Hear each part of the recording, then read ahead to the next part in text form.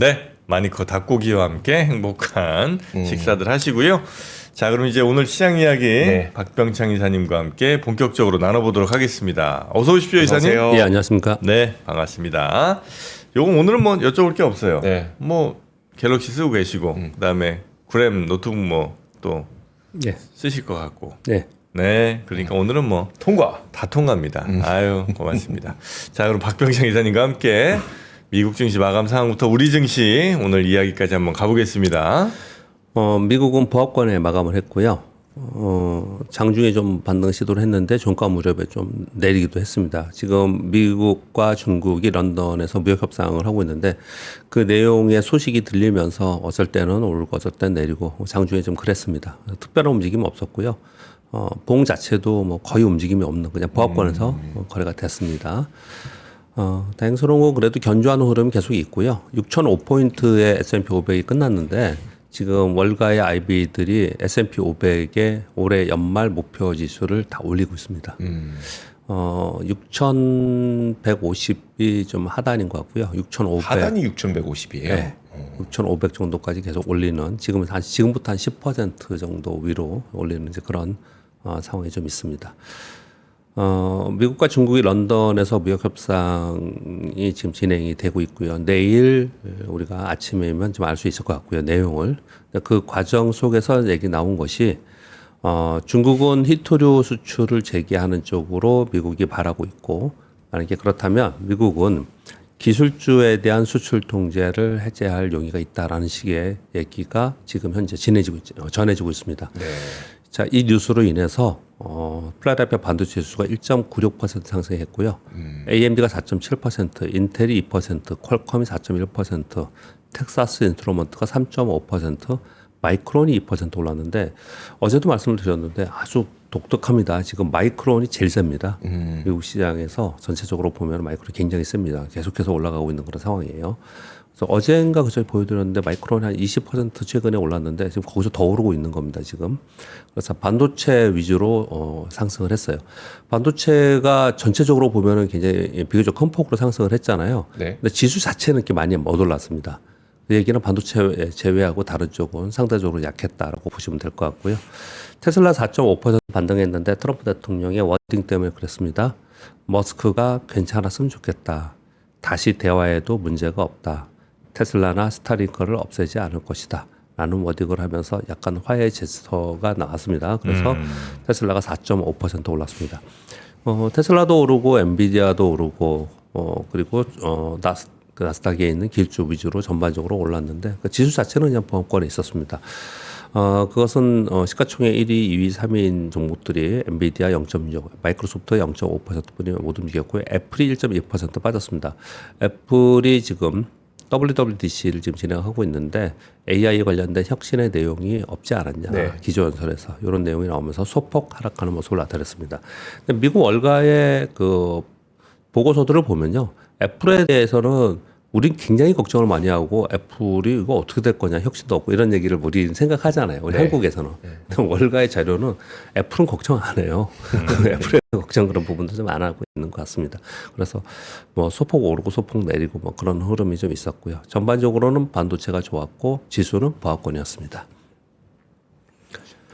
자, 우리 시장은 1.5% 올라서 2,855포인트가 됐고 요즘 분위기를 한마디로 표현하면 요즘 분위기 같다면 파죽지세예요. 네네. 시세. 그러니까요. 네, 계속 올라오는 상황이 되고 있고요. 그리고 가끔 설명을 드렸는데 주식시장은 선순환과 악순환이 있어요. 네. 선순환은 섹터별로 움직이면서 선순환이 되면 지수가 올라가는 거거든요. 네. 일부 섹터만 쏠림 현상이 나타나면 지수는 못 올라요. 근데 지금 이제 선순환이 되고 있는 거예요. 최근의 선순환만 말씀드려볼게요. 맨 처음에 지수사 떴어요. 네. 그 다음에 은행, 증권주들이 떴어요.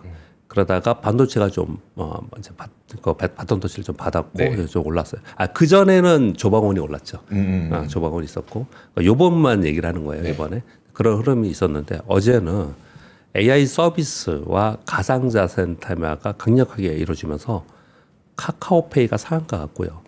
다날 상한가, 카카오뱅크 플러스 20%, 카카오 플러스 16% 진짜 오랜만이죠. 네. 오. 카카오가 플러스 16% 같습니다 어제. 뭐 한국정보인증 플러스 26%, 오랜만에 보는 위메이드 8.5%. 근데 거기에 비해서 네이버 좀 아쉽죠. 네이버 갖고 있는 분들은 상당히 아쉬울 거예요. 3.8% 올랐는데 그러니까 요즘에는 지수가 내게 상대적으로 덜 오른 거에 대한 네. 그런 상대적 빈곤감이 있는 거지 전반적으로는 시장이 굉장히 좋습니다. 그래서 어제는 이쪽이 바톤 터치를 받으면서 이쪽 끌어올리는 그런 모습을 나타냈습니다. 물론 어제 자동차도 올랐어요. 현대차가 4.3%, 기아가 2.23% 오르면서 그 후반 기업들도 다 올랐는데 대표적으로 현대모비스가 10% 올랐습니다. 굉장히 좋았죠. 시장이 전반적으로. 네. 그리고 어제 SK하이닉스 삼성전자도 소폭 올랐죠. 그러면서 반도체 소부장들이 전반적으로 상승하는 모습을 나타냈어요. 그럼 반도체 소부장도 올랐고 반도체 자동차 후반 기업도 올랐고 그리고 카카오그룹주 가상자산 관련주들이 대거 오르는 모습이 나타났습니다. 그런데 이제 가상자산 관련주라고 하는 종목들은 시가총이 좀 낮아요. 이쪽은 좀 낮습니다. 그러니까 상승폭은 조금 제한적이었는데 그래도 1.5% 물론 큰 폭으로 상승을 했어요. 그런데 더 크게 못 오르는 뭐 너무 100% 소리인지 모르지만 요즘 분위기에서는 네. 그렇다는 얘기예요. 그랬던 거는 어제 조선방산 원자력에서 차익 매물이 나왔습니다. 밀렸다라는 게 아니에요. 조선주 조금 밀리긴 했는데 전체적으로 그러니까 밀렸다는 까 마이너스 크게 나고 이런 부분은 아니고요. 고점 플러스 10%가 마이너스 2% 끝난 종목도 있어요. 이쪽 종목들 중에 네네. 지주사들도 그런 종목들이 발생을 하고 막 그래요. 그래서 이 고점으로부터 매물이 나왔는데 어제 들어가서 봤더니 국내 기관들이 거의 대부분 매도를 했더라고요. 그래서 국내 기관들이 이쪽에 그 전에 상반기에 이끌어서 많이 올랐던 종목들, 진짜 많이 올랐어요, 애들이요. 네. 그런 종목들의 차익 실현이 나타나고 있구나. 그래서 요즘 질문은 시장 질문은 잘 안 나와요. 시장 질문을 하면 대부분 무슨 질문을 하냐면 3천을 넘기냐 안 넘기냐 얘기해요. 이제 뭐 기본으로 3천은 다 얘기하고 있어요. 이제 바뀌었어. 분위기가 네. 한 2주 사이에 완전히 바뀌어버렸습니다. 3천은 기본적으로 얘기하는데 3천 이후에 어떻게 될 거냐. 이제 시장은 그런 질문이라서 시장 자체에 질문하는 게 아니고 직접 투자하시는 분들의 질문에 가장 궁금해하는 질문은 뭐냐면 그러면 조방원이 지고 지수사나 금융주나 다른 게 가느냐, 네. 수급이 바뀌느냐라는 질문. 하반기 색깔이 바뀌냐? 예. 아, 이게 제일 그게 궁금하거든요. 가장 네네. 이제 지금 많이 받는 질문이에요. 네. 근데 먼저 다른 사람들의 보고서, 그러니까 그 증권사에서 나오는 보고서를 통합적으로 전제할 때 평균적으로 어떻게 얘기하냐면 조방원은 무너지지 않는다. 결국은 이들이 갈 거다. 그런데 지금은 대선이 끝나고 나서 기대감이 한껏 부풀어 올라 있지 않습니까? 네. 그렇기 때문에 지금은 지주사, 금융주, 증권주들 오르는 것도 특이하죠. 뭐 이런 것들이 지금 올라가고 있는 상황이다. 근데 전체적으로 연간으로 봤을 때는 조방원이 역시 끌고 갈 거다. 이렇게 얘기를 지금 하고 있어요. 왜냐하면 이익이 계속 나면서 이게 다르잖아요. 조방원은 이익 쪽이고요. 지주사나 금융주 이래들은 이익의 부분이 아니고 코리아 디스카운트 해소의 기대감의 차이예요. 이런 차이가. 그렇기 때문에 지금은 이렇지만 전반적으로는 조방원이 할 거다라는 게 증권사의 보고서들의 내용이에요. 먼저 그렇게 말씀드릴게요. 네. 저는 그렇게 해석하지 않고 저는 어떻게 해석하냐면은 우리 직접 투자하시는 분들은 이 개념을 알고 계셔야 되고 대부분 아세요. 어떤 거냐면 패시브 자금이 들어와서 네. 패시브 자금이 들어와서 지수 관련 대형주, 현대차 올리고 금융주 올리고 삼성전자 올리잖아요. 그러면 상대적으로 얘들은 약해져요. 조방원 이런 어떤 섹터들에서 상대적으로 약해집니다. 근데 지수가 올라서 레벨업이 된 상태에서 더 이상 오르지 않고 지금 2,855포인트인데 2,900포인트에서 2,800포인트 사이가 또 정고점이에요. 여기가. 네. 여기서 이제 그동안에 또 그리고 일본 보면 이격도 많이 벌어졌어요. 그러니까 좀 매수하기 부담스럽습니다. 지수 자체로는.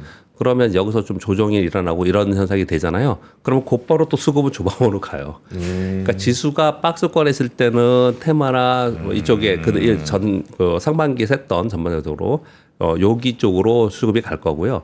지수가 가는 동안에 얘들은 조금 쉬고 이런 현상이 벌어질 거라고 생각을 하고요. 네. 그러면 지금 상황이 어떤 상황이 지수가 더 가는 막 지수가 올라가는 상황이냐, 네. 지수가 좀 멈춰 있는 상황이나 판단하시면서 얘를 판단하면 되고요. 거기에 더불어서 하나 더 추가적으로 말씀을 드리면 지금은 뭐 한 2주 전부터 그런 말씀을 드리는데 뭘 갖고 있느냐가 중요한 거잖아요. 네. 뭘 갖고 있느냐가 상대적으로 지금 체감이 안 좋은 분들도 있어요. 지수는 막 오르는데 그럴 수 있거든요. 지수 오를 때 체감적으로 안 좋은 경우가 가장 안 좋은 경우고 또 그런 경우가 많이 우리가 있습니다. 경험적으로 보면은요. 그런데 지수가 올라가는 동안에는 다시 말씀드리면 패시브 자금이 들어오거든요. 네. 그래서 중소형주가 상대적으로 약해요. 지금 보면 코스피 지수가 더 오르는 폭이 크죠. 코스닥보다. 네. 상대적으로 더 약하거든요. 그런데 이제 지수를 어느 정도 올려놓고 그 다음에 지수가 여기서 더 올라가기는 부담스러워하는 순간이 되면 그러면 다시 이쪽 코스닥하고 중소형주로 옮겨가거든요. 수급이 그런 식으로 움직인다는 걸 좀 이해하시면서 시장을 좀 보시면 좀 될 것 같습니다. 네. 아무래도 한 2, 3주 전쯤에 요즘에 그 주변에서 빈집 찾기를 정말 많이 한다고 네, 예. 말씀을 하셨는데 네. 이런 것들의 결과가 지금 그런 거죠. 네. 카카오 뭐 이런 거 16% 오르고 그런 거죠. 예, 이런 네. 거죠. 이런 것만 그런 게 아니고요. 중소형주들이 전반적으로 다 못 오르는 게 아니에요. 중소형주 중에서 보면은 자사주 많은 거. 네. 자사주가 말도 안 되게 40% 50% 있는 건 특히 이상한 거고 그런 거 말고 뭐 자사주를 9% 10% 갖고 있는 애들이 있어요. 네. 그런 기업들. 그런 거는 소각 가능성이 있잖아요. 자사주가 많은데 또는 우리 재무제표 보면 HTS의 재무제표 보면은 거기에 재무제표 맨 밑에 보면 현금흐름표가 나옵니다. 네. 맨 밑에 거기 현금흐름표 맨 밑에 보면은 현금성 자산이 나와 있어요. 현금성 자산이 어떤 기업들이 있냐면 현금성 자산이 2,500억이야. 시총이 2,000억이야. 이런 데도 있어요. 우리나라 걔들 막 있거든요. 네. 근데 우리가 그런 걸 알면서도 그런 주식에 투자하지 못하는 이유는 안 움직이니까 주가가 올라가야 될 거 아니에요. 네. 주가가 안 올랐어요, 그동안에. 근데 지금 찾아보세요. 걔네들 움직입니다, 지금. 움직이기 시작을 했고요. 그리고 또 하나 제가 이렇게 보면서 느낀 거는 뭐냐면 그 외국계 롱텀 펀드들이 오랫동안 지고 있었던 종목들이 있어요. 네. 그러니까 외국계에서 갖고 있었고, 야, 이 회사는 굉장히 탄탄한가 보다, 우량한가 보다, 성장성이 있는가 보다, 외국인들이 이렇게 많이 갖고 있어? 이렇게 그러니까 한 군데가 아니고 여러 군데서 갖고 있는 종목들도 있어요. 근데 그런 것들도 주가가 안 움직였어요, 그동안에. 근데 지금 움직이기 시작을 했습니다. 그러니까 분명히 시장은 변화가 지금 생기고 있는 거고, 그리고 여기 중간에 하나 써놨는데, 지수사들 있잖아요. 지수사들도 우리 맨날 얘기하는 게 한화, 두산, 뭐 HT 현대는 마지막 나중에 올랐고 뭐 네. LS 그러니까 조방원에 포함된 지수사는 먼저 많이 올랐고요. 그렇지 않은 지수사들은 이제 오르는 건데 거기에 대표 종목들이 오르더니 지금은 어떤 게 오르냐면 아주 그 중소형 지수사들이 있어요. 중소형주들도 지수사가 있을 거 아니에요. 네네. 그 코스닥에 있는 기업들이나 네. 얘네들이 오르고 있어요. 그러니까 지수사들은 주변적으로 좀 강세가 확산되는 그런 상황이 좀 되고 있어요. 그래서 지금은 종목 찾기에 전부 다 나서고 있는 상황이다. 네. 그렇게 해석을 해볼 수 있겠습니다. 자, 근데 중소형 지주사들 같은 경우에는 이 관심을 그동안도 많이 못 받았지만 네. 막 관심 정부에서 예를 들어 뭐 자사주 좀 줄여라 이런다고 해서 바로 영향받을 회사들도 아닌 거 아니에요? 얼마나 강력하게 하느냐의 이제 문제인 거고. 네. 그리고 전에 제가 오늘도 말씀 못 드리겠지만은 그거를 소각하겠습니까? 기업의 오너 입장에서 안 할 거. 안 할 거예요. 제가 생각해 안 할 겁니다. 그래서 제가 아까 말씀드린 거예요. 5%에서 10% 사이에 있는 기업들은 소각할 가능성이 있어요. 네. 오히려 네. 걔네들은 걔네들은 있는데 뭐 40%씩 30% 갖고 있는 걸 그걸 소각해요? 안 할 거 아닙니까? 그러니까 다른 방법으로 걔를 처리를 할 거예요.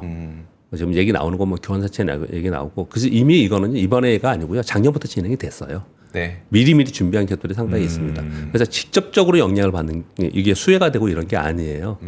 그래서 지금 뭐라고 얘기냐면 지금 질문 그렇게 주셨는데 키움증권의 보고서에서 이렇게 지금 현재 시장을 이렇게 설명을 하더라고요. 네. 현재는 포모 심리와 기쪽 강세가 맞물린 구간이다. 지수가 뭐 얼마나 올랐다고 잠깐 올랐는데 벌써 포모 심리라는 거예요. 네, 그런 개념으로 해석을 하면 될 것 같아요. 네. 지금 아까 정프로님 질문에 네, 네, 네. 지금 상황이 그런 상황이래요. 그래서 거기에 이제 수급이 들어가면서 끌어올리는 그런 상황이거든요. 그러니까 분명히 나중에 또 선별이 될 겁니다. 여기서 네, 그렇게 보시면 좀 될 것 같아요. 그래서 지금 우리 시장 설명 들었으니까 우리 시장 먼저 말씀을 드리면.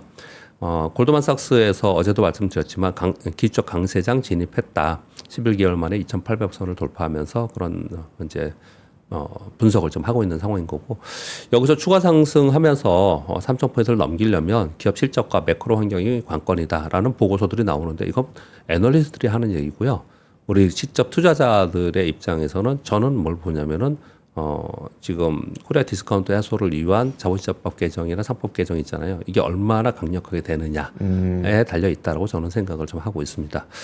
골드만삭스에서 계속 뭐 다른 IB에도 나오고 있는데 골드만삭스에서 우리 시장에 대해서 설명을 계속 하고 있는데 정치 및 정책 모멘텀이 글로벌 경기도나 리스크를 상쇄해서 기존 목표 지수 연말 지수 2,900포인트에서 3,100포인트로 상향했습니다. 자, 이거 우리 시장의 상황인 거고요.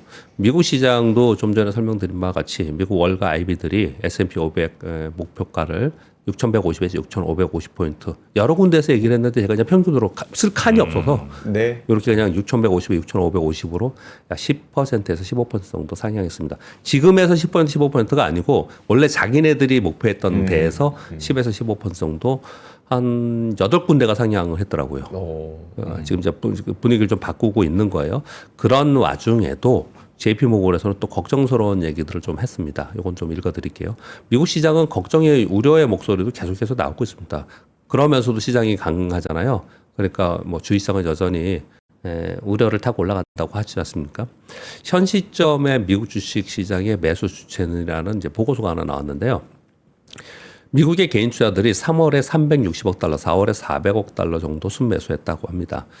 월간 이 규모는 월간 최대 유입 기록이고요. 4월 29일에는 전체 거래량의 주문량의 36%가 개인 투자자의 거래가 됐다고 합니다. 이걸 왜 걱정을 하냐면요. 팬데믹 이전에 개인 투자가 주문량의 점유율 10%가 넘는 경우는 거의 없었다고 합니다. 그 얘기는 지금 개인 투자들이 미국 시장에 굉장히 많이 들어와서 거래를 하고 있다라는 거예요. 그리고 또 한 가지는 자사주 바이백 있잖아요. 네. 바이백을 지금 엄청나게 많이 하고 있는데 이거 제가 뉴스 한 2번 전해드린 적이 있어요. 시장이 빠지는 동안도 바이백이 계속 있었는데 지난 4월에 시장이 좀 하락을 했잖아요. 지난 10년 동안 3번째로 많이 자사주들을 매입을 했다고 합니다. 아, 그렇게 빠지는 기간 동안에요. 그러니까 미국의 지금 주가가 탄탄하게 있는 부분은 바이백이 상당히 늘어나고 있고요. 그리고 개인 투자들이 상당히 들어오고 있다라는 거예요. 그러니까 이런 IB들에서 우려를 좀 하는 목소리도 나오는 거는 약간 그런 느낌이죠. 우리 그 2020년 때 막 폭모로 해서 올라가는 것처럼 지금 그런 분위기가 좀 있지 않냐. 그래서 이런 것들을 좀 하나씩 좀 내놓고 있는 그런 상황이다. 저도 가끔 이런 거 전해드리잖아요. 네. 왜 미국 월가 IB들은 일부 유럽으로 많이 빠져나갔어요. 그래서 올해 수익률을 보면은 유럽이 되게 높죠. 네. 그런 부분들이 분명히 존재는 있어요. 여전히 굉장히 강세를 예상하고 있지만 그 밑단에 있는 수급은 상당히 좀 미국 시장에도 변화가 좀 일고 있다 이렇게 보시면 될 것 같습니다. 네. 오늘 제가 중국 얘기도 저도 이거 되게 중요해서 가져왔는데 아까 권 기자님이 전해주셔서 저는 약간 다른 각도로 중복되는 게 약간 있긴 하지만 다른 각도로 설명을 좀 이따 드리겠습니다. 2번, 3번 뉴스는요. 먼저 1번 뉴스는요. 유럽이 계속 좋았지 않습니까? 그건 금리 인하를 하고 있는 상황이기 때문에 금리 인하하는 구간에 시장이 뜨잖아요. 네. 그런 부분들이 있었는데 7회 연속 이내에서 지금 유럽연합의 기준금리는 2%예요. 엄청나게 낮죠. 2%예요. 그래서 라가르 총재가 이번 인하로 불확실성을 견뎌낼 수 있는 좋은 위치에 왔다. 그래서 지금 월가에서는 어떻게 분석하냐면 이번 금리 인하 후 금리가 마무리된 후에 아마도 하반기 그리고 내년까지 정책 금리는 동결되지 않을까. 그러면서 라가르 총재는 경기 회복과 물가 안정을 위한 재정 정책 중요성이 앞으로 강화된다. 이렇게 표현을 했거든요. 이 뉴스를 왜 가져왔냐면요. 7회 연속하면서 22가 유럽연합이 상대적으로 그동안에 좋았잖아요. 네. 근데 금리 인하 기대감이 이제 없어지면은 네. 그럼 시장은 항상 기대감으로 기대면서 가잖아요. 네. 근데 그런 부분들이 좀 없어지면 유럽 시장은 또 어떻게 움직이는지 요거 한번 살펴볼 필요가 있어요. 향후에 조금 유럽 시장이 좀 주춤할 수 있다라는 생각이 좀 들더라고요. 이 뉴스를 보면서 그렇게 좀 생각을 하고요. 네. 그리고 아까 권 기자님 전해주신 건 뭐냐면 2번을 거꾸로 3번부터 하고 2번 하겠습니다. 3번 요 얘기를 전해준 거예요. 중국발 치킨 게임으로 전기차 2029년까지 전례 없는 혼란을 겪을 수 있다라는 뱅크 오브 아메리카의 연례 보고서 제목이 자동차 전쟁 2025입니다. 수요 부진과 가격 하락으로 수익성이 악화되고 기존 투자로 인해서 손실이 확대되고 있다. 이건 전해드린 뉴스인데요. 중국 지리차는 생산 시설 확대를 중단했고요. 글로벌 메이커의 공장도 쉬었다는 우려가 있다. 그래서 중국 업체들의 본격적인 가격 인하로 치킨 게임에 본격적으로 들어간 거 아니냐. 치킨 게임 뭔지는 아시죠? 옛날에 반도체 치킨 게임도 있었고 그리고 중국이 뭐 하면 다 치킨 게임 들어가요. 다 그랬죠. 뭐 화학, 철강, 디스플레이 다 그랬죠. 뭐. 디스플레이도 그랬고 대표적으로 많이 우리 개인 투자들이 많이 어려움이 있었던 게 그 태양광. 아 태양광. 태양광. 대표적으로 완전 망가졌. 완전히 망가지네. 네, 망가뜨렸잖아요. 네. 근데 이제 가격 얘기를 하는 거예요. 어떤 가격 얘기하냐면은 여기 보면 BYD는 20% 할인하고 있고 뭐 이게 칭안이라는 데는 10.5%, 지리는 13% 이렇게 가격 인하를 하고 있는 상황인데 판매 대수도 줄고 있다는 거예요. 이렇게 계속 이렇게 줄고 있다는 거예요. 그래서 치킨 게임에 들어간 게 아니냐라는 걸 한 가지로 우리 생각하자고요. 네. 그런 가운데 지금 중국에 대해서 요번에 이제 보도 하나 나온 거는요. 중국의 과잉 생산으로 인해서 예전에 2000년도에 한번 이런 일이 있었는데 그리고 두 차례 있었는데요. 차이나 쇼크가 오는 거 아니야? 중국의 과잉 생산으로 인해서 아시아 주요 국가들이 압박을 받을 가능성이 높다라는 거예요. 미중 간 무역 분쟁이 일어나고 있죠. 그래서 지금 중국이 대미 수출은 줄어들고 있습니다.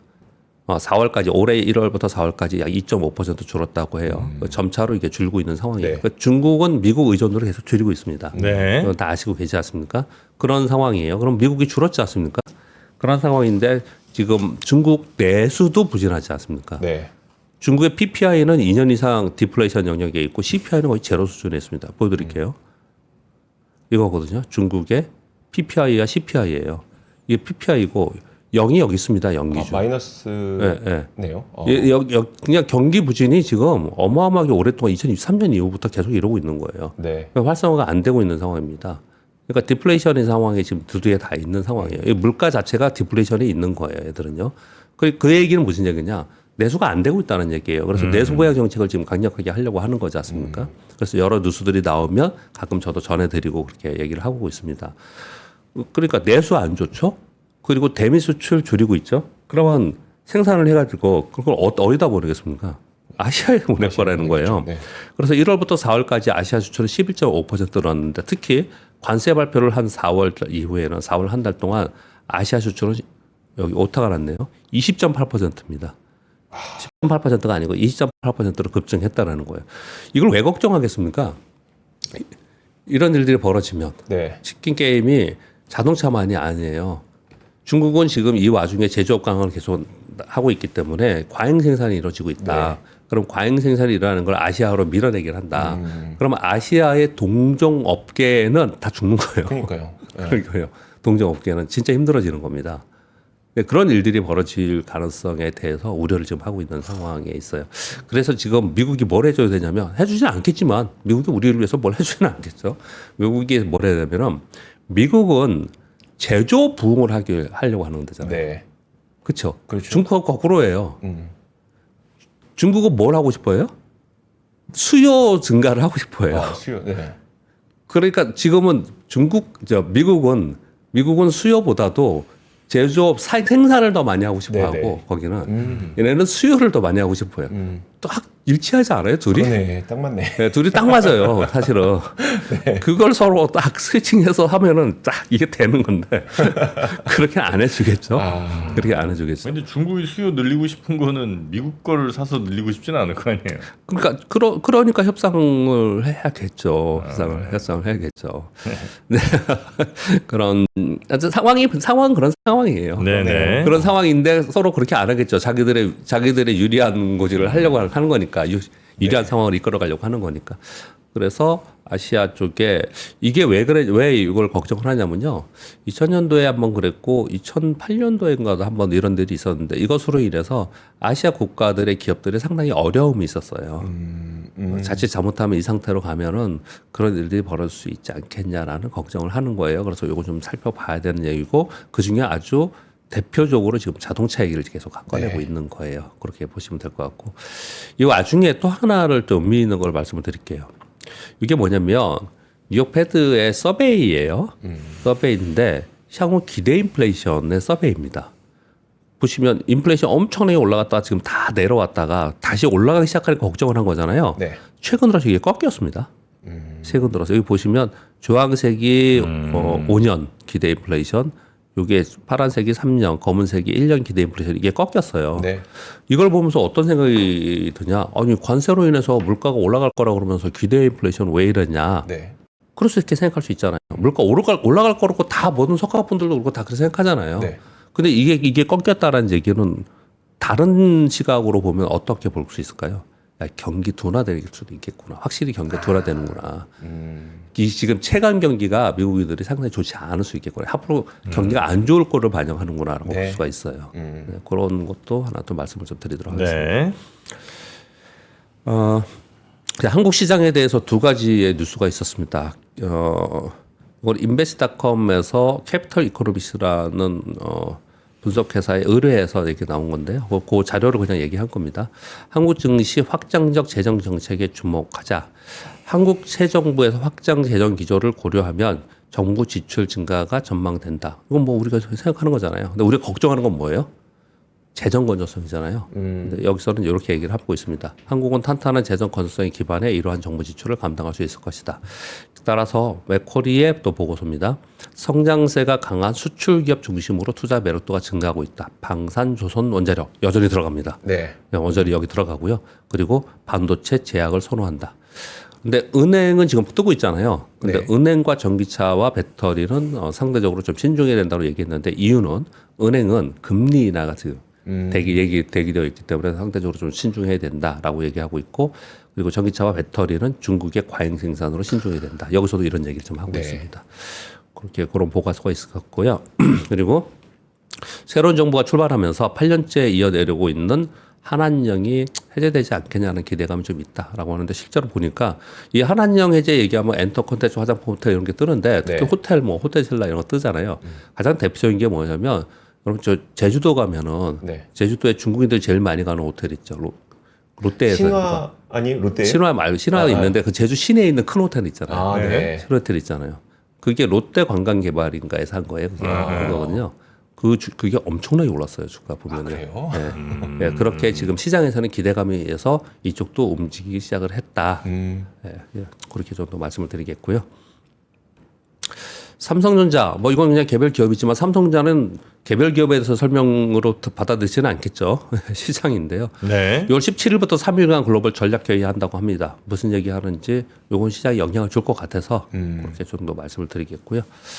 그리고 이 마지막 뉴스 7번 뉴스인데요. 이거 상당히 오랫동안 긴 58페이지가 되는 거고요.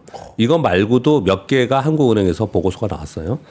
근데 요런데 이제 저희 방송하는 사람들이나 주식시장을 보는 사람들은 유심히 이걸 많이 읽어보는데요. 이게 근데 뭐 시장이 그렇게 회자가 안 되고 그러면은 뭐 저도 그냥 넘어가는데 지금 시장에서 많이 회자가 되고 있어요. 많이 돌아다닌다는 얘기입니다. 이 보고서가. 네. 요거를 한번 읽어드리도록 하겠습니다. 오늘 마지막 뉴스는 요걸 하겠습니다. 4월 25일 날 발표됐고요. 제목은 일본 경제로부터 되새겨볼 교훈. 그 긴 58페이지 중에서 일부 발췌를 한 겁니다. 거기서 그러니까 회자되고 있는 내용들, 네. 시장에서 많이 회자되고 있는 내용들만 가지고 말씀을 드렸습니다. 걱정스러운 얘기들을 하는 거예요. 한국 경제는 일본의 버블 붕괴 전후 상황과 지금이 상당히 유사하다. 그래서 구조개혁과 혁신이 필요한 시점인데 일본의 GDP 고점은 2012년으로 됐지만 환율, 엔화가 강세가 됐잖아요. 그걸 이제 감안을 하면 2012년이고 환율을 제외하면 1995년이다. 그래서 그 얘기를 하는 거예요. 1995년, 1990년대 말에 버블 붕괴가 되면서 일본이 그때부터 꺾이기 시작을 한 거잖아요. 네. 그래서 20년, 잃어버린 20년이다 얘기를 하는 사람도 있고 2012년 고점이었기 때문에 잃어버린 10년이라고 얘기하는 사람이 있고 그렇게 얘기를 하는 거예요. 그래서 표현할 때 일본의 잃어버린 20년, 잃어버린 10년 이 두 개를 같이 얘기하는 사람들이 네, 네. 그렇게 표현을 하는 겁니다. 1980년대 후반부터 GDP 대비 민간입니다. 부채가 급격히 증가했습니다. 이때 부동산 부채 비율이 전체 부채를 주도했고 전산업이 이때 전기전사가 아니었고 전산업이었어요. 전산업과 제조업 부채 비율은 오히려 하락하는 현상이 벌어졌습니다. 그래서 1980년대 말의 최고점 이후에 1990년대 버블 붕괴가 되는 상황이 됐는데 이런 상황이 된 이유를 이 보고서에서는 은행이 부동산의 사회 자원인 부채를 집중했기 때문에 이런 일들이 벌어졌다라고 분석을 하고 있습니다. 돈 빌려준 데가 다 부동산밖에 없었다. 부동산만 다 빌려서 이 네. 돈이 네. 다른 제조업이나 생산성인데 돌아다니지 못하고 그랬다라는 거예요. 이걸 왜 이게 많이 돌아다니냐면 요즘에 돌아다니냐면요. 우리 상황이네요. 지금하고 제가 읽어드릴게요. 2023년 기준 국내 민간 부채는 GDP 대비 207%고요. 일본의 버블 시기 1990년대 중반은 214%예요. 그러니까 비슷하죠. 네. 민간 부채 중에 가계 부채 비중이 우리나라입니다. 45%예요. 당시 일본은 32%였습니다. 네. 부동산업 대출 집중도는 3.65. 우리나라 현재 제조업은 0.94. 일본은 80년대 말에 1.23이었다고 합니다. 대출 집중도라 하면 뭐 문맥상 아시겠지만 특정 대출의 특정 유형이나 고객군의 비중을 얘기합니다. 국내 은행의 총 이익 중 88.5%가 이자 수익인데 이자 수익의 거의 대부분의 부동산 담보대출 중심으로 되고 있다라는 거예요. 이건 뭐 다들 알고 계시는 거죠. 왜 이런 비판의 목소리가 나오냐? 일본과 비슷한 구조이기 때문에 이거 이대로 그냥 둘 문제는 아니다. 네. 한번 고민해봐야 된다라는 걸 얘기를 하는 거고 또 하나의 관점이 우리 주시장의 관점에서 맨 마지막에 그냥 한 줄로 제가 써왔습니다. 뭐냐면 국내 4대 은행의 외국인 지분율이 평균 63%예요. 무슨 얘기일까요? 은행이 국내 개인한테 부담보대출 해줬어요. 네. 우리나라 개인들이 은행에 돈을 이자를 줬어요. 그걸로 은행이 돈을 많이 벌었어요. 거기에 63%는 외국인들이 배당으로 가져간다라는 구조라는 거예요. 이 구조가 지금. 그런 구조가 일본의 과거하고 상당히 유사하다. 그렇다고 이걸 뭐 갑자기 바꾸고 뭐 어떻게 할 수 있는 건 아니지 않습니까? 네. 근데 당연히 한국은행이나 연구원이나 전문가들은 이런 부분에 대해서 문제 제기를 하는 거고 네. 우려를 좀 하고 있는 거죠. 예, 그런 부분들에 대해서 이게 많이 최근에 돌아다녀요. 그래서 그런 부분에서 말씀드렸습니다. 그러니까 뭐 돈이야 자본이야 뭐 전 세계 어디로든 다 이동할 수 있는 거긴 하지만 네. 하여튼 우리나라 현재 상황은 열심히 개인들이 돈 벌어갖고 그 이자 갚아서 그 갚은 이자로 생긴 은행의 수입은 외국인들이 해외로 가져가는 그 정도 가장 고배당이 은행이잖아요. 고배당주가.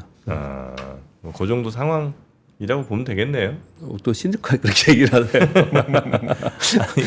경제가 또 막 빠르게 성장할 때 같으면 사실 뭐 그렇게 해도 뭐 다른 부분도 다 같이 성장하니까 괜찮을 수 있는데 네. 지금 이제 성장은 거의 멈춘 상황 그렇죠. 내지는 이제 후퇴에 가까운 네, 상황인데 이 국내 그러니까 우리나라 안에서 열심히 일해서 번 돈들은 또 이자 수입으로 이렇게 나가고 있는 건 아닌가 하는 생각이 좀 들고요. 자, 지금 요즘 저 자영업 하시는 분들 혹은 이제 자영업 생각하시는 분들 이거 한번 해볼까 이렇게 생각하시는 분들 두려움도 많고 또 어려움도 많으실 텐데 그래서 저희 방송 시청해주신 많은 자영업자분들 가운데 네. 혹시 지금 어려움을 어떻게 좀 타개할 수 있을까 고민하시는 분들께 도움이 좀 될까 싶어서 요걸 좀 준비를 해봤습니다. 다음 주네요. 다음 주 화요일. 네, 네. 17일입니다. 6월 17일 저녁 7시. 네. 그래서 여기에 이제 인생맥주의 대표 정승민 대표 아주 큰 성공을 또 하신 분인데 네. 이분과 함께 또 우리 김프로도 같이 이야기를 좀 나누다 보면 여러분 오프라인에서 만나는 거니까 또 현장에서 궁금하신 것들 직접 물어보실 수 있을 거고요. 딱 네. 100분만 저희가 선정을 해서 네. 오실 수 있는 거라 그거는 혹시 필요하신 분들 혹은 정말 궁금하고 다른 분들이 또 못 가면 안 되니까 맞아요. 정말 꼭 오실 수 있는 분들이 이게 또 보통 무료로 이렇게 하다 보면 많은 분들이 일단 신청만 네. 하고 노쇼도 꽤 많으세요. 그러진 네. 않으셨으면 좋겠습니다. 정말 필요하고 꼭 오실 수 있는 분이 신청하셨으면 좋겠습니다. 네. 딱 오늘까지 저희가 신청 접수를 받으니까요. 어제 오늘 저희가 소개해드리고 있죠. 100분밖에 네. 모실 공간적 제약이 있어서 말씀하셨던 대로 꼭 오실 분들은 오늘까지 신청해 주시면 되겠습니다. 네.